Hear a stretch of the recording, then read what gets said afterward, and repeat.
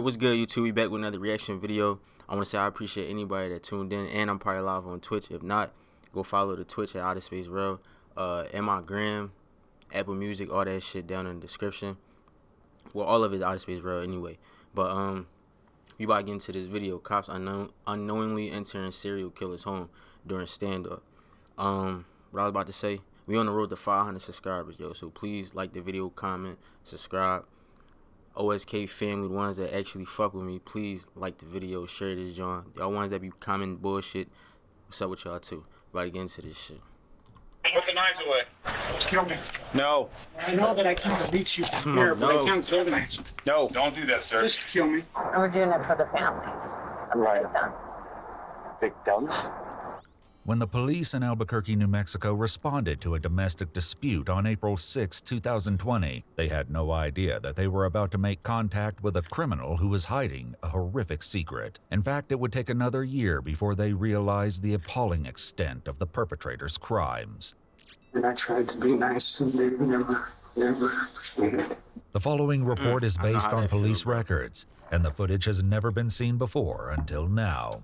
The police became involved after they received several urgent calls from a woman named Cynthia, who reported that her nephew, 52-year-old Paul Apodaca, had beaten her violently after a brief argument. Despite her injuries, Cynthia managed to barricade herself. I gotta put the Twitch comments on this fucking screen. Somebody gotta remind me. And her 96-year-old mother Alvina in the back bedroom, where they now waited for rescue. The first police on scene were greeted with an alarming sight. Someone's coming to the door, dude. I think it's the nephew. Hello. Deadly force, sir. What's that? Deadly force. Sir, can you please put the knives away? Please, put the knives away, okay? I'm not playing with you, bro. Put the knives away. Nigga said deadly force me No. open the door. Please, can we talk to you, okay? Sure. We don't want to do this, brother. I know that I can't reach you from here, but I can't throw the knives. No. Don't do that. The nigga said, I know I can't reach you from here, but I can throw the knife. Nigga, Sir. Just kill me. you might as well just start Paul was charging no it. stranger to law enforcement. In addition to being a registered sex offender, he'd been incarcerated multiple times for charges including his kidnapping, assault, and felony aggravated battery. However, the most depraved aspects of his criminal history were not yet known. Has been putting powder in my nose all night, and it drove me crazy. Well, let's talk about that, okay? That's what we're here Right, for. you're not gonna believe me. You said, oh my God, I was just typing that you should put them Johns on the screen. Hey, yo, bro. Huh? I believe you're gonna think I'm insane. Come on, buddy. Let's just talk, okay? No. Talk. How's the situation? Let's talk. No. 3, 2, 1, I'll just walk back into the house. While these officers attempted to wrangle Paul, several others jumped the backyard fence to make contact with Cynthia and Alvina, still barricaded in the back of the house. What did he hit you with? Very quickly, the My fault. That ain't funny. That ain't funny. That ain't funny. I'm only laughing because I was looking at the old lady before the screen changed. And Cynthia and Alvina, still Look, her barricaded right in the there, back of the grandma. house. She was mean as shit. What did he hit you with? Very quickly, the officers realized that Cynthia's injuries were far worse. Bro, I don't give a fuck, bro. I don't give a fuck. I don't give a fuck. Whoever watching this shit on YouTube, I'm talking to the Twitch comments. Some niggas saying some dumb shit. I don't give a fuck. I don't give a fuck, bro. I don't give a fuck. I'm gonna put them on there either the next video or after this one, bro. That's where we at with it. Eat your fucking power donuts, whatever the fuck you got going over there. Go do that shit, bro. And go ahead, bro. Wait till I put these joints on the screen so y'all see on YouTube, it don't be me. It be niggas testing me. But we gonna get back into Cynthia's injuries and how far they got and how they got worse Than they originally thought. She's very beat up. Very beat up. So we need to get in there. Okay. Give us 1 sec. We're gonna get in there. This, law enforcement would eventually learn, was just a small example of Paul's capacity for violence. At the moment, the officers didn't yet know how far Paul was willing to go. Several police officers had entered the room Cynthia and Alvina were in, prepared to defend them if necessary. Despite the danger Paul posed, his grandmother Alvina was determined to ensure his safety, even at the expense of her own well-being. You need to go outside. They can't get medical attention until you step out the front. Okay. So go out the front door now with your hands up and empty. We're not messing around. I need you to speak to your man Look me in the eyes when you see. You need to go to the front door. Nigga said, look me in the eyes. Watch it hurt my grandson. And we're trying not to, Your man. grandson need to Go chill. to the front, Paul. Oh, Granny. Look, you got Granny stressing. Mental. She don't need this. Fucking blood pressure probably rising. Since Paul was blocking the main exit, the officers called the fire department, requesting a ladder to rescue the hostages through the window. This would prove to be easier said than done, especially when a new complication arose outside when another family member rushed to the scene in an emotional state. I know, my grandma can't climb through that fucking ladder back there. I'm gonna say they got fucking Granny climbing through the damn window. Like, come on, bro. Hold that nigga at gunpoint and let Granny walk out her own front fucking door. Why y'all got this old lady trying to climb out her window? Come on, bro. Come on, Granny, she don't deserve this, bro. I don't like seeing grandmoms in situations like this. She ain't got nothing to do with this shit. Just shoot him. I'm about to say, I shoot don't that care. nigga. That's Yeah. Kill him. Shoot his ass. Yes. Blast his ass. He a sex I offender can't. anyway. Blow his ass to That's my smithereens. grandma. That's my Yeah. grandma. That's But what you we need to want. wait inside your car. Shoot his ass. What you waiting for? I called you guys. I was trying to and I save sat the here and I weirdness. waited Now you're 3 taking our hours. attention off of this. Then and go onto do your you. job. I'm not Go doing fix shit. your car. You too. Luckily, the police managed to convince Cynthia to climb down the ladder. She was later taken to the hospital for medical attention and would tell a harrowing tale of how she got her injuries and the steps she took to protect her mother. So were you afraid that he was going to kick down the door? Yeah, well, I didn't know what he was crazy beating me like, I told you never to tell me nothing. Don't ever tell me what to You talking to do. grandma like that? Oh, Yeah, put please, that nigga to Grandma. grief.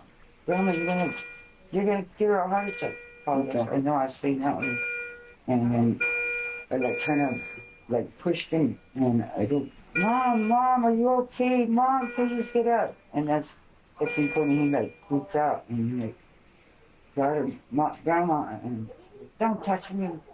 Grandma, you okay? Don't touch me. And that's when I jumped up. No. Still at the scene, the next Beat his priority ass. was Beat getting his ass. Alvina out to join Cynthia as the kill him, officers man. tried to persuade her to leave. Okay, ma'am.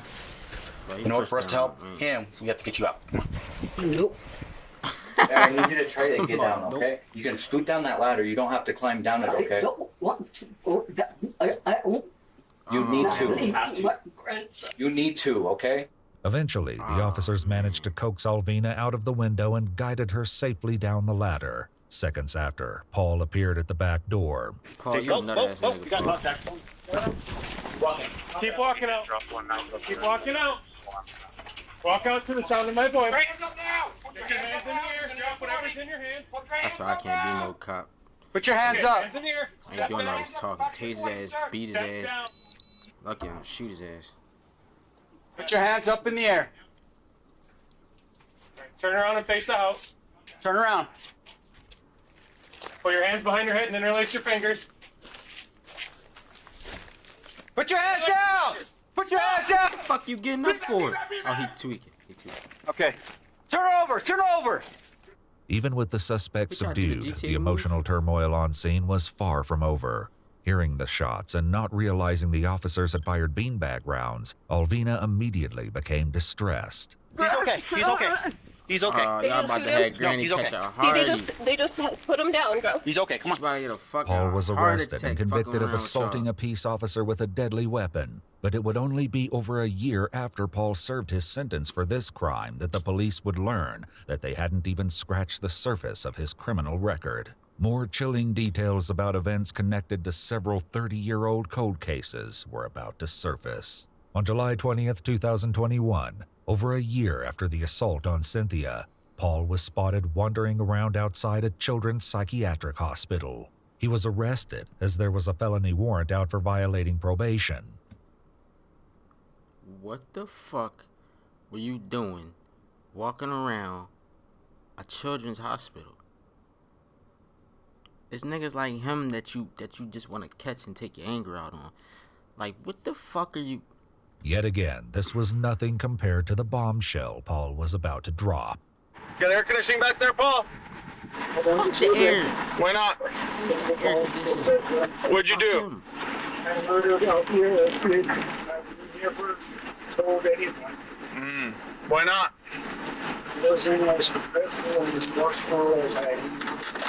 Shockingly, the woman Paul mentioned had been murdered more than 3 decades prior, on the evening of June 22, 1988. As far as the police could tell, 21-year-old Althea had stepped out for a walk after an argument with her boyfriend, only to fall victim to a senseless crime they were never able to explain, until now. Now, as the officers took Paul straight to the police station, 2 cold case detectives sat down with him to see if he was telling the truth. You didn't know Althea? Yeah, Okay. she was walking home. She what? Althea was walking home from dinner. Okay. Pretty good. I didn't know that I was going to do that. How many times did you stab her? Bro, these niggas is weird. Shoulder blade. It was twice in the left side. According to police reports from 1988, a neighbor heard Althea scream. She called the police as the attacker fled and Althea collapsed. Police and rescue units were immediately dispatched, but tragically, their efforts were not enough to save Althea, who soon passed away in the hospital. Several witnesses were able to describe the suspect, and a composite sketch was published in the local newspaper. Unfortunately, this didn't lead Y'all think that shit looked like him? Well, maybe we gonna to go. any substantial leads, and the case eventually went cold. The detectives went to speak with Paul. Oh, well, it was back then, so never mind, he looked different. Paul's brother, hoping to gain further insight. During the conversation, they broke some horrendous news. We're doing it for the families of the victims. Victims? That's what I mean. And yet, Althea's murder was just the beginning of Paul's brutal rampage. And another girl was crossing the bridge. Another girl? In the interrogation room, the cold case detectives pushed for more details. What does she look like? I couldn't tell at that range. Okay. How did you kill her? I shot her. Mere months after Althea's murder, on September 9th, 1988, 13-year-old Stella Gonzalez was walking home with her friend Hope. The 2 girls were stopped by some men in a car who tried to pick them up. While Stella briefly spoke to them, Hope pulled her away as the car drove off. But minutes later, gunshots were fired in their direction, and Stella was tragically struck and killed. Depressingly, there were no witnesses to the crime besides Hope. The only potential lead came from a police officer who'd observed the girls walking, as well as a car which might have been a blue Chevrolet Chevelle with 3 Hispanic males inside. With no additional witnesses, this case went cold just like Althea's. Worse, all the files on the case were destroyed in a fire in the police station's evidence room in 2010. Finally, the cold case detectives asked Paul about one more victim he mentioned to the officers who brought him to the station. 3 Can you look at this photo and tell me if you recognize this person right here on the phone? Caitlin. Yes, that's Caitlin. That's Caitlin? Rest in peace, Caitlin. 32. The nigga didn't kill 3. 3. Let's see how many years they gonna give his ass. How many years y'all think they gonna give his ass? Me personally, give his ass sentence, life. Life in prison. Never getting the fuck out. See ya. Fuck all that parole, all that dumb shit. Life in prison. Never getting the fuck out. Bang. That's it. Give him, that's all you need. Like he didn't get the fucking chair. They put his ass in there. You should have put him in the joint where back in the, they had the nigga stand and everybody line up. And everybody fire. Boom, boom, boom. Put him in the fucking line. I wish they let family members get to shooting at niggas, but that's fucked up. But no, fuck that. Yeah, the nigga that didn't kill your mom, if they arrest him and you couldn't do it, you couldn't kill him, but the cops got him before you could, yeah, line that nigga up, death penalty, the people in the family, top 5, line that shit up, load that shit up, and let that shit rock on his bitch ass. That's just me. Run for president. Y'all saying raping kids and touching children and shit, man. Kill them niggas. 2 years earlier, on the evening of July 16th, 1989, 2 detectives stumbled upon what they thought was a traffic accident, only to discover a bone-chilling crime scene. The woman police found behind the wheel, later identified as 18-year-old Caitlin Arquette, had been shot twice in the head. The police would later learn she'd been driving home from a friend's house when she was disastrously intercepted. Notably, there was only one witness, none other than Paul Apodaca. He told the police he'd not seen what happened, but stopped to offer help just as they had. After providing his phone number, he slipped away from the scene unnoticed. Tragically, Caitlin succumbed to her wounds the next day, but no further evidence was found. Caitlin's mother. Lois Duncan. Another one? Oh. I know what she did last summer. She also wrote a book about her daughter who killed my daughter. Yeah, I read that. 6 years after Caitlin's death, Lois hired a private investigator who allegedly had strong suspicions about Paul's involvement. But despite this, the case remained unsolved. Now, the harrowing details of what really happened to Caitlin would come to light at long last. When I saw her, I walked up to the car, had already shot her, cerebral swelling had been gone, and face and head were swelling. You said you had already shot her? Yes. And you walked up to her? Okay. What kind of car did she have? It was a red car, something. And where did you shoot her? I never touched her, but I shot her and killed her. In a later interview, Paul further explained that Caitlin had pulled up next to him to stop at a red light. He fired twice, and when the light turned green, Caitlin pulled forward, crossed... Something I feel like I noticed, all them women was white. He white too, but what the fuck is you just, like, in the other one he said he wanted to rape and all that other shit. Bro, this, you just pulling up and just shooting them. Like, what the fuck are you doing? Even the raping shit is out of pocket, but, bro, you going up and just shooting the shit out of people. Like, yo, these niggas... Crossing the median and crashing her car into a pole. Paul said he then hid his firearm under his seat and drove up to investigate her condition. Wow. Paul's frenzied violence didn't stop there. In 1990, he was charged with aggravated battery after shooting a man who he claimed he mistook for a woman.